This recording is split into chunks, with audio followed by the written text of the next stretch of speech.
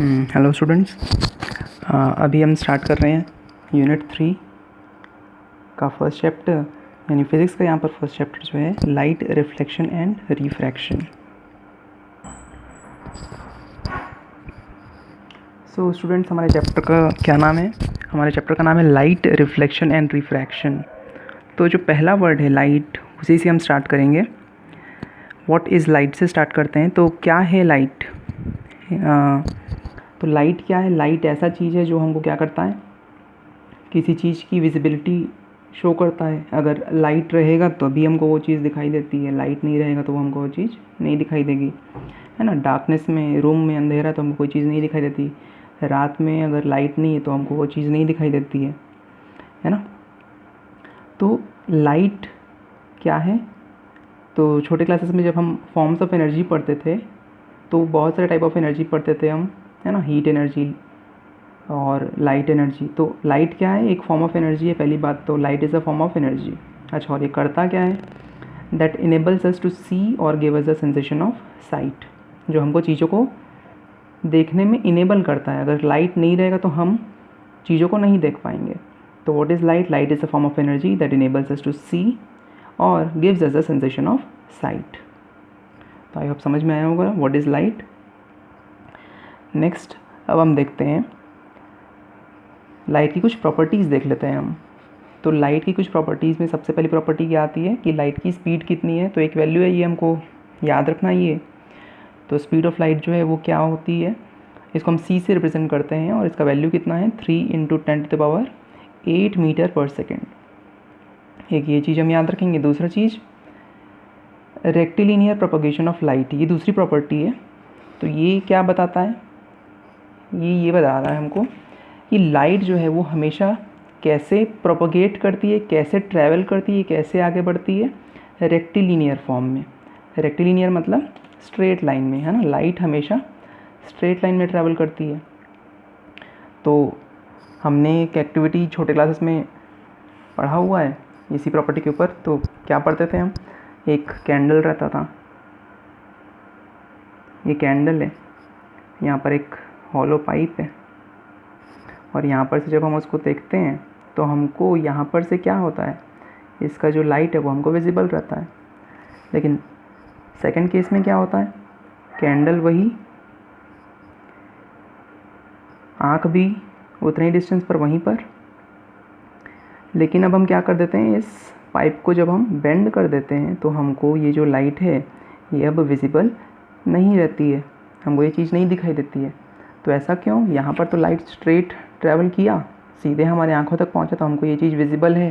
लेकिन second case में क्योंकि ऐसा नहीं है, इसलिए लाइट हमको दिखाई नहीं देती है ना। तो यही प्रूफ है कि लाइट जो है वो हमेशा कैसे ट्रैवल करती है, रेक्टिलिनियर फॉर्म में ना, स्ट्रेट लाइन में ट्रैवल करती है।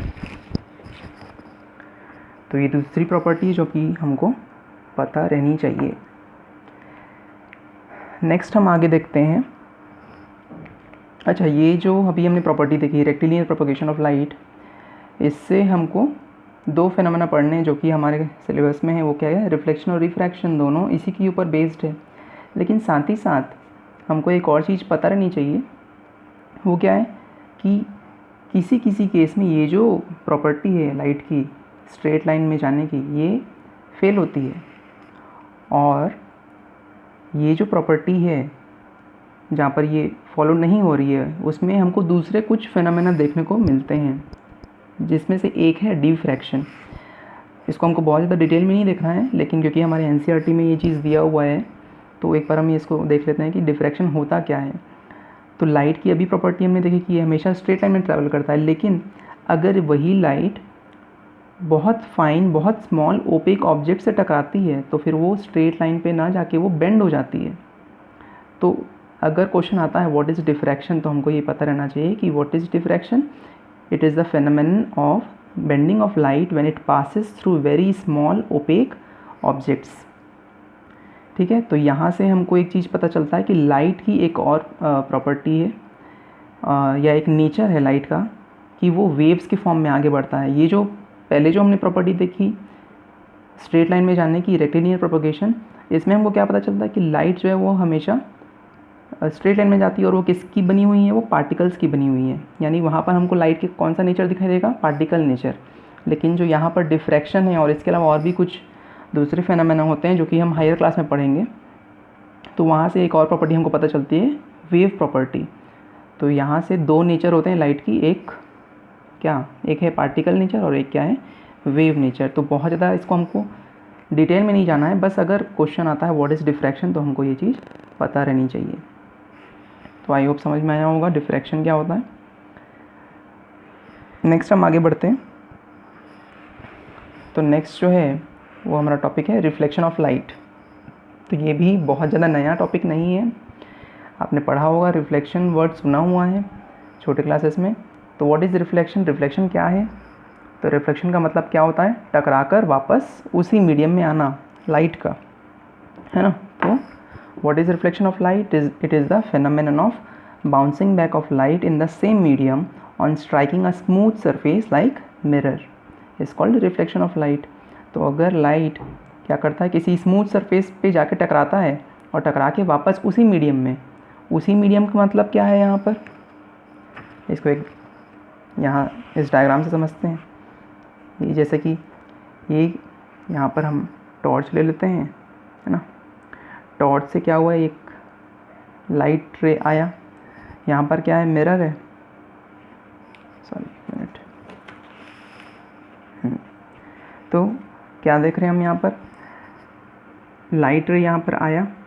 अब इसको जाना कहाँ चाहिए था, अभी हमने प्रॉपर्टी देखी है कि लाइट जो है वो कैसा जाता है, हमेशा सीधा जाता है, तो इसको सीधा जाना चाहिए था। लेकिन सामने क्या है, ग्लास है, और ग्लास से टकरा कर ये क्या हो रहा है, एयर से आया था और एयर से वापस एयर में चला गया, उसी मीडियम में वापस चला गया इस सरफेस को स्ट्राइक करके। तो ये जो हो रहा है, ये जो फेनोमेनन है, इसी को हम क्या बोलते हैं, रिफ्लेक्शन ऑफ लाइट कहते हैं।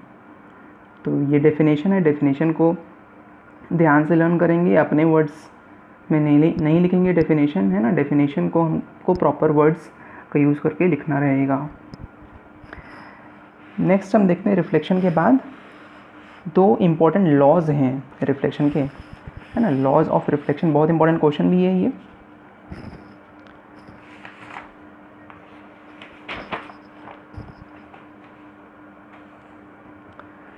तो देखते हैं लॉज क्या क्या हैं। तो दो लॉज हैं, छोटे छोटे लॉज हैं, है ना। तो देखते हैं क्या क्या लॉज हैं। तो सबसे पहले देखते हैं, सबसे पहला लॉ क्या बोलता है कि जो एंगल ऑफ इंसिडेंस है वो हमेशा एंगल ऑफ रिफ्लेक्शन के इक्वल होता है। The angle of incidence is always equal to the angle of reflection. अब ये एंगल्स कहाँ से आ गए, तो ये डायग्राम को हम ध्यान से देखते हैं। यहाँ पर हमने मान लीजिए एक लाइट सोर्स लिया, मान लीजिए लेज़र जो टॉर्च रहता है वो है ना। एक फाइन बीम वहाँ से आया, यहाँ पर क्या रखा हुआ है, मिरर है ना। अभी हमने देखा मिरर से टकराता है तो क्या होता है, उसी मीडियम में रिफ्लेक्ट बैक करता है। तो यहाँ पर एक रे आ रहा है जिसको हम क्या बोल रहे हैं, इंसिडेंट रे आ रहा है, गिर रहा है, इसलिए इसको क्या बोलेंगे हम, इंसिडेंट रे। और ये टकरा के वापस जा रहा है, तो ये क्या है, रिफ्लेक्टेड रे। तो दो रेस तो दिख गए। अब जो दो एंगल्स की बात हो रही है, एंगल ऑफ इंसिडेंस और एंगल ऑफ रिफ्लेक्शन, तो ये हम कहाँ से मेजर करेंगे, ये और ये है क्या, नहीं। इसको मेजर करने के लिए हमको एक और लाइन ड्रॉ करनी पड़ेगी जिसको हम क्या बोलते हैं, नॉर्मल बोलते हैं। और ये नॉर्मल का मतलब क्या है, ये जो मिरर का सरफेस है इसके परपेंडिकुलर जो लाइन है उसको हम क्या बोलेंगे, नॉर्मल बोलेंगे। तो नॉर्मल से इंसिडेंट रे है उसके बीच जो एंगल बन रहा है वो है एंगल ऑफ इंसिडेंस, और नॉर्मल और रिफ्लेक्टेड रे के बीच में जो एंगल बन रहा है वो क्या है, एंगल ऑफ रिफ्लेक्शन। तो यहाँ पर जो दोनों एंगल्स होते हैं वो हमेशा क्या होते हैं, इक्वल होते हैं, और यही हमारा क्या है, फर्स्ट लॉ है। तो आई होप समझ में आया होगा फर्स्ट लॉ। नेक्स्ट लॉ हम देखते हैं क्या बोलता है, the incident ray, the reflected ray and the normal lie in the same plane. तो ये जो तीनों चीज़ हम देख रहे हैं, इंसिडेंट रे, रिफ्लेक्टेड रे और नॉर्मल, है ना, एंगल नहीं है, रे है इस बार। सेकंड जो लॉ है उसमें क्या बोलता है, जो रे है, इंसिडेंट रे, रिफ्लेक्टेड रे और नॉर्मल, ये जो तीनों लाइन हैं वो एक ही प्लेन में लाई करती हैं, एक ही प्लेन में होती हैं, ठीक है। तो प्लेन का मतलब क्या है, जैसे ये कॉपी का जो पेज है ये, तो ये एक प्लेन को रिप्रेजेंट करता है, तो ये तीनों एक ही प्लेन में है ना। अगर इसको हम ब्लैक बोर्ड बनाएंगे तो ये एक ही प्लेन में रहेगा। तो यही सेकंड लॉ है। तो दोनों लॉज याद रखने हैं, बहुत इंपॉर्टेंट है। एक और चीज़, लॉज आपको रूल्स से कंफ्यूज नहीं होना है ना। लॉज अलग चीज़ है और रूल्स अलग चीज़ है। रूल्स ऑफ इमेज फॉर्मेशन आगे आएगा तो उसको हम और अच्छे से देखेंगे।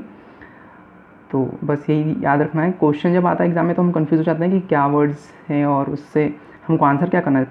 पता तो सब रहता है लेकिन आंसर क्या करना है उसमें हम कभी कभी कंफ्यूज हो जाते हैं। तो वर्ड्स ध्यान रखेंगे, क्या टर्म यूज़ हुआ है, क्या पूछना चाह रहा है। तो लॉज पूछा है तो ये 2 लॉज हमको बताने हैं और आगे रूल्स आएंगे तो वहाँ पर हम देख लेंगे कि रूल्स क्या क्या हैं।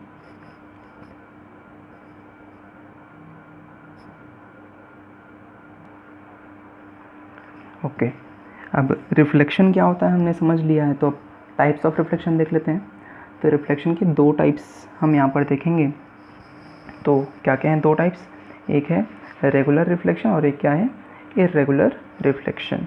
तो जैसा नाम से समझ में आ रहा है, रेगुलर मतलब इक्वली या यूनिफॉर्मली यहाँ पर रिफ्लेक्शन होगा और इर्रेगुलर में क्या होगा, नॉन यूनिफॉर्मली वहाँ पर रिफ्लेक्शन होगा, है ना। तो रेगुलर रिफ्लेक्शन में क्या होगा, जो लाइट रेज आएंगी जैसा कि डायग्राम में दिख रहा है, ये जो रेज़ आई हैं ये किसी सोर्स से आई हैं, मान लीजिए टॉर्च से या सन से आ रही हैं, तो ये चारों रेज़ इंसिडेंट रेज़ हो गई और चारों कैसी दिख रही हैं, पैरेलल दिख रही हैं। लेकिन रिफ्लेक्शन के बाद क्या ये पैरेलल हैं, हाँ हैं, बिल्कुल पैरेलल हैं।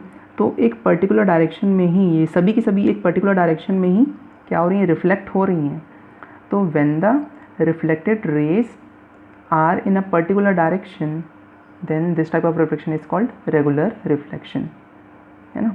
इंसिडेंट रेज पैरेलल है, रिफ्लेक्शन के बाद भी ये एक पर्टिकुलर डायरेक्शन में ही जा रही हैं, है ना, नॉन यूनिफॉर्मली कहीं भी नहीं जा रही हैं। तो ये क्या है, रेगुलर रिफ्लेक्शन। और इर्रेगुलर में हमको जैसा दिख रहा है, अच्छा रेगुलर किस में होगा, जो फाइनली पॉलिश सरफेस है, एकदम जो प्लेन सरफेस है, जैसा कि मिरर होता है। तो एक मिरर है यहाँ पर, इसलिए यहाँ पर हमको कैसा रिफ्लेक्शन दिखता है, रेगुलर। अब इर्रेगुलर में क्या होगा, जब वो सरफेस बहुत ज़्यादा पॉलिश नहीं है ना, स्मूथ नहीं है। जैसे कि ये जो पेज है, तो पेज टच करने में तो स्मूथ लगता है लेकिन क्या ये उतना स्मूथ है मिरर के जितना। और अगर हम इसको माइक्रोस्कोपिक लेवल पे देखेंगे तो ये उतना स्मूथ नहीं रहेगा, बल्कि इसमें हमको क्या दिखेंगी, बहुत सारी इरेगुलरिटीज़ हमको दिखाई देगी। तो लाइट रेज फिर से वही है, सोर्स वही है, सन है मान लीजिए या टॉर्च है। तो रेज़ आ कैसे रही हैं, पैरेलली आ रही हैं। लेकिन रिफ्लेक्शन के बाद क्या हो रहा है, फर्स्ट रे इधर गया, सेकेंड रे इधर आ गया, थर्ड रे इधर चला गया और फोर्थ रे इधर आ गया। तो कोई एक पर्टिकुलर डायरेक्शन नहीं है। तो इस टाइप के रिफ्लेक्शन को हम क्या बोल देंगे, इर्रेगुलर रिफ्लेक्शन बोल देंगे, ठीक है। ओके, तो रेगुलर रिफ्लेक्शन हमको किस में दिखाई देगा, मिरर में दिखाई देगा, है ना। जो क्लीन जो यूटेंसिल्स होते हैं उसमें हमको रेगुलर रिफ्लेक्शन दिखाई देता है ना। और इर्रेगुलर किस में देगा, जो रफ सरफेसेस हैं उसमें हमको इर्रेगुलर रिफ्लेक्शन दिखाई देगा।